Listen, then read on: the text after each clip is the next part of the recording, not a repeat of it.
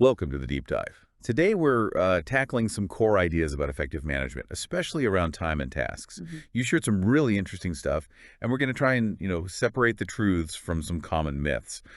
Our chat today is inspired by the book Project Management for Project Managers by Orlando Casabon. We know you're aiming to learn quickly and properly, so let's get straight to what really helps boost productivity and, well, what great managers actually do. Yeah, it's pretty amazing how some not so great habits get stuck, isn't it? Like take multitasking. Everyone talks about it. Oh yeah, the classic productivity hack. Exactly. But this idea that juggling lots of things at once makes you better.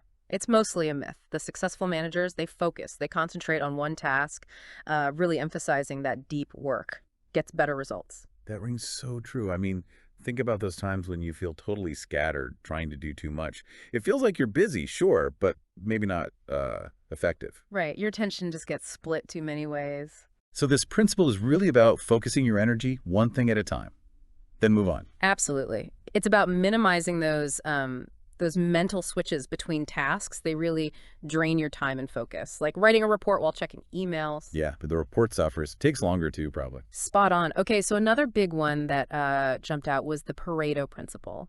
The 80-20 rule. Yep, that idea that, roughly 20% of what you do often leads to 80% of the results you get. So how does that work in practice? How do we, use that? It's really about strategic focus. Look at your tasks. Which ones are the vital few? Which 20% are actually driving the big outcomes, the 80%? Identifying those as well, it can be a game You'll changer. find the high-impact stuff and lean into that. Yeah. Makes sense. Yeah. It's easy to get caught up in just being busy, isn't it? Precisely. Which kind of leads to the next point, this difference between strategic overview and getting, bogged down in the day-to-day operations. There's that quote, the executive who does the work himself loses the overall view. Powerful, right. Yeah, that hits hard. So the myth is being hands-on with everything. Right. But the truth, effective leaders need that bird's eye view.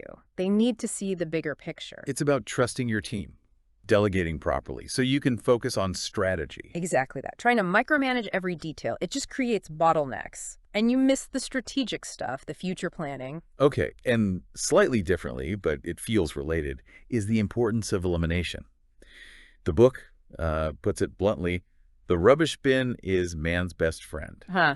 Yes. It's direct, isn't it? But it's about being ruthless, Hmm. cutting out tasks, meetings, information that just doesn't add value. Think about how much energy you'd save, if you just stopped doing the unnecessary things. It's like decluttering your workload, basically, Mm. making space. So, okay, quick recap. We got focus through single tasking, the power of the 80-20 rule for priorities, keeping that strategic oversight, and not being afraid to eliminate tasks. These aren't just theories, right? They're practical ways to manage boomer. Definitely. So maybe a thought for everyone listening. Which of these myths might be kind of creeping into how you work? And following that, what's maybe one small change based on these truths you could try, like right away? For a much deeper exploration of all these ideas and plenty more on effective management, we really do recommend checking out Project Management for Project Managers by Orlando Casabon. It's a fantastic resource if you're looking to step up your game.